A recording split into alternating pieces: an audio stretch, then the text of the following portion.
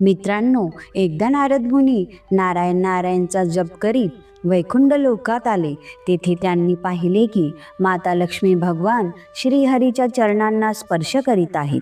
तेव्हा त्यांच्या मनात एक प्रश्न निर्माण झाला आणि ते श्रीहरींना म्हणाले, हे प्रभू, माझ्या मनात एक अत्यंत विचित्र प्रश्न उठला आहे. मी तुम्हाला विचारू इच्छित नाही, पण माझे मन हे मानत नाही. मी मोठ्या दुविधेत आहे. तेव्हा भगवान श्रीहरी हसून म्हणाले, हे नारद, तुम्ही निसंकोचपणे विचारा. मनाचा भार हा सर्वात मोठा आणि पीडादायक असतो. जर तुम्ही तो इथे उतरवला नाहीत तर तो अनंत काळ तुमच्यासोबत राहील आणि तुम्ही दिवसेंदिवस त्याखाली दबत जाल. मित्रांनो, देवर्षी नारद म्हणाले, हे प्रभू, माता लक्ष्मी नेहमी तुमची सेवा करते, पाय दाबते आणि तुमच्या चरणांना स्पर्श करते. मला हे जाणून घ्यायचे आहे की ज्याप्रमाणे स्त्री आपल्या पतीचे किंवा पित्याचे पाय स्पर्श करते, त्याचप्रमाणे एखाद्या स्त्रीचा असा कोणता अवयव आहे की ज्याला पुरुषांनी स्पर्श केल्यास शुभफळ मिळते, आणि तो कोणता खास अवयव आहे की ज्याला स्पर्श केल्याने दुर्भाग्य येते. श्रीहरी म्हणाले, हे नारद, तुम्ही जो प्रश्न विचारला आहे तो संपूर्ण मानवजातीच्या कल्याणासाठी अत्यंत महत्त्वाचा आहे. आज मी तुमच्या या प्रश्नाच्या संदर्भात एक कथा सांगतो. ही कथा तुम्ही लक्षपूर्वक ऐकली पाहिजे. ही कथा जो कोणी मनुष्य ऐकतो त्याची सर्व पापे नष्ट होतात आणि त्याच्या घरी देवी लक्ष्मी नेहमी आपली कृपादृष्टी ठेवते. तर मित्रांनो, नमस्कार आणि स्वागत आहे तुमच्या आमच्या कथासागर या चॅनलमध्ये. प्रिय दर्शकांनो, भगवान श्रीहरी म्हणाले, हे नारद, एका वेळी अंग देशात सुषेण नावाचा एक ब्राह्मण आपल्या पत्नीसह राहत होता. त्याच्या पत्नीचे नाव उर्मिला होते.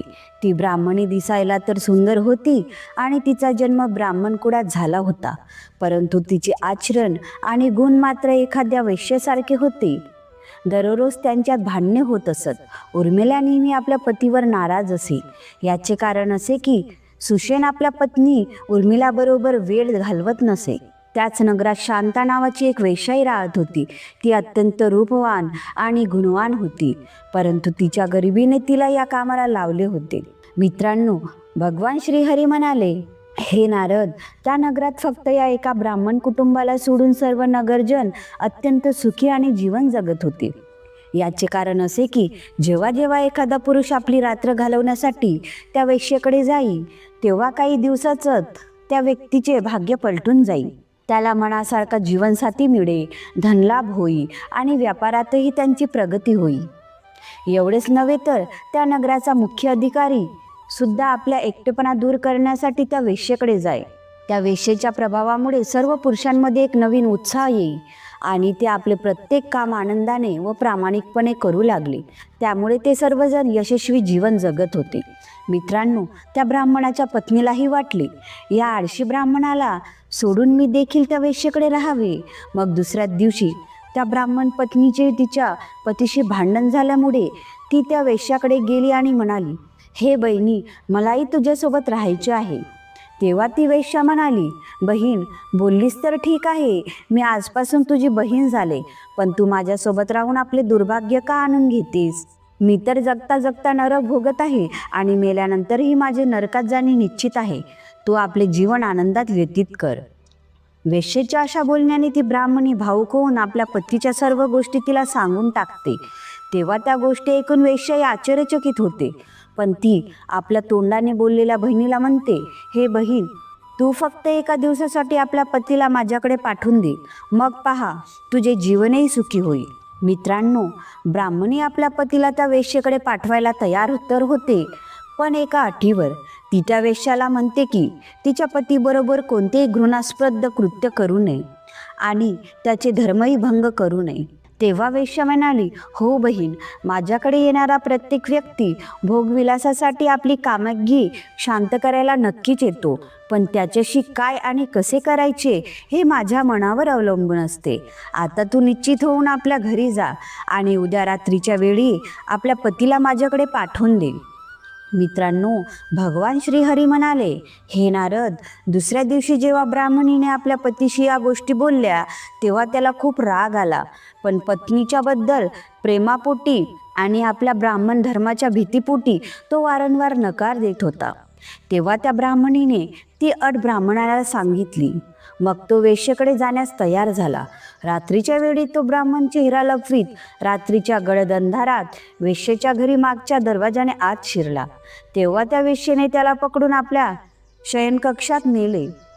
पण त्या स्त्रीच्या स्पर्शाने तो ब्राह्मण विचलित झाला आणि तिला स्वतःला न स्पर्श करण्याची विनंती करू लागला.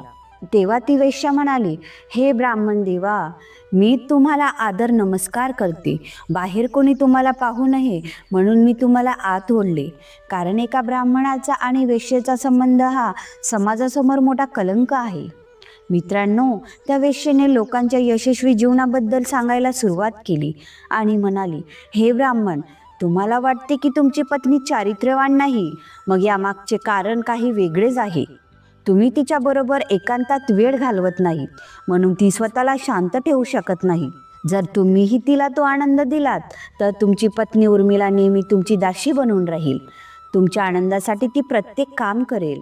तुम्हाला आवडेल नसेल ते कार्य ती कधीच करणार नाही. कारण पुरुषांना स्त्रियांच्या मनातील गोष्टी समजत नाहीत, त्यामुळेच ते दोघेही नेहमी दुःखी राहतात. तर चला, मी तुम्हाला एका सौभाग्यशाली स्त्रीची लक्षणे सांगते, ज्यामुळे माझ्याकडे येणारी सर्व माणसे आपल्या पत्नीसह सुखी जीवन जगत आहे. ज्या स्त्रीचे दात चमकदार, पांढरे आणि पुढे आलेले असतात ती अत्यंत शुभ लक्षणा मानली जाते. जिच्या पायात शंख, कमळ किंवा चक्राचे चिन्ह असते.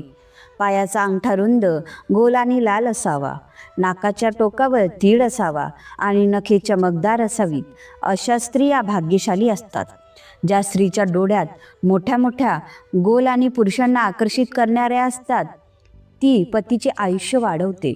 हे ब्राह्मण, आता मी तुम्हाला जीवनात यश मिळवण्यासाठी काही गुप्त गोष्टी सांगते, त्या लक्षपूर्वक ऐका. मी कधीच कोणाची दासी होऊन राहिले नाही. मी इतरांकडून धन तर घेते पण त्यांच्या ताब्यातही राहत नाही. मी माझ्या इच्छेनेच कार्य करते, कधी कोणापुढे हात पसरत नाही. इतरांसमोर हात पसरणारा मनुष्य नेहमी गरीब आणि दुःखीच राहतो. जो मनुष्य स्वतः उद्योग करतो धन त्याच्याकडे येते. मनुष्याने कधीही कोणाच्या अधीन राहू नये. उलट त्याने असे कार्य करावे की संपूर्ण जग त्याच्या अधीन व्हावे.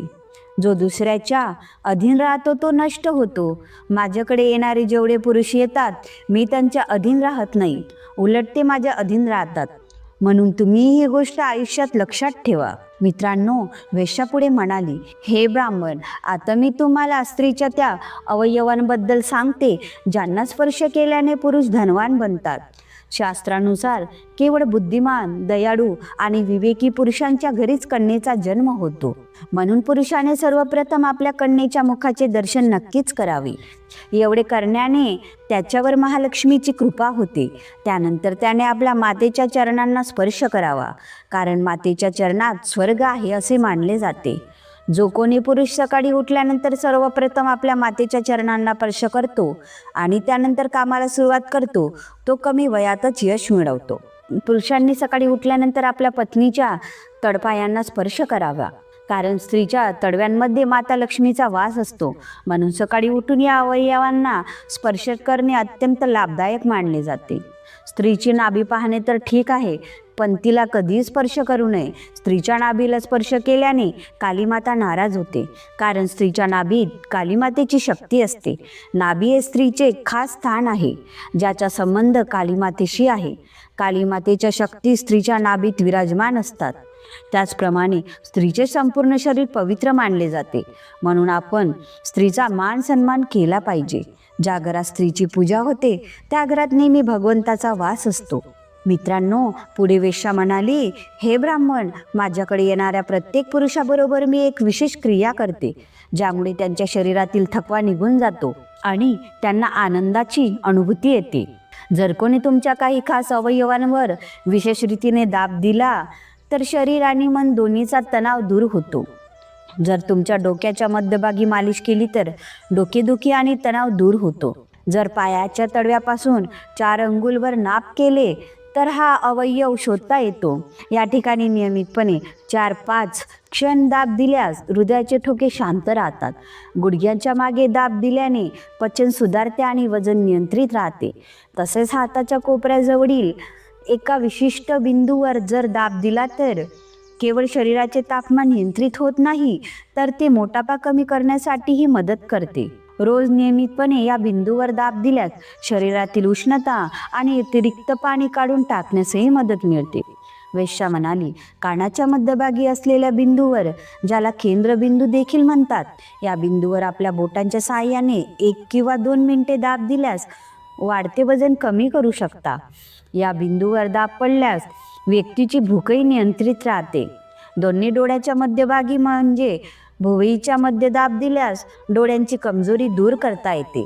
तर रोज नाभीच्या खाली 2 अंगुलाच्या जागेवर मालिश केल्यास मनुष्याचे पचन सुधारते. जेव्हा मनुष्याचे शरीर निरोगी आणि स्वस्थ बनते, तेव्हा तो आपली सर्व कामे पूर्ण जोमाने करतो, ज्यामुळे जीवनात यश मिळते. कारण जेव्हा मनुष्याचे शरीर स्वस्थ असते, तेव्हा त्याचा मेंदू 4 पट जास्त कार्यक्षमता ठेवतो. तर मित्रांनो, या सर्व गोष्टी ऐकून तो ब्राह्मण त्या वेश्येचे आभार मानून तेथून निघून जातो. त्यानंतर तो आपल्या पत्नीबरोबर प्रेमपूर्वक राहू लागला आणि काही दिवसातच तो धनवान होऊन आपले सुखी जीवन व्यतीत करू लागला. तर मित्रांनो, अशा प्रकारे भगवान श्रीहरींनी नारद मुनींना स्पर्श करण्याबद्दलची ही महत्त्वपूर्ण माहिती दिली होती. तुम्हाला ही कथा कशी वाटली आम्हाला नक्की सांगा. शिवाय कमेंटमध्ये जय श्रीकृष्ण अवश्य लिहा. धन्यवाद.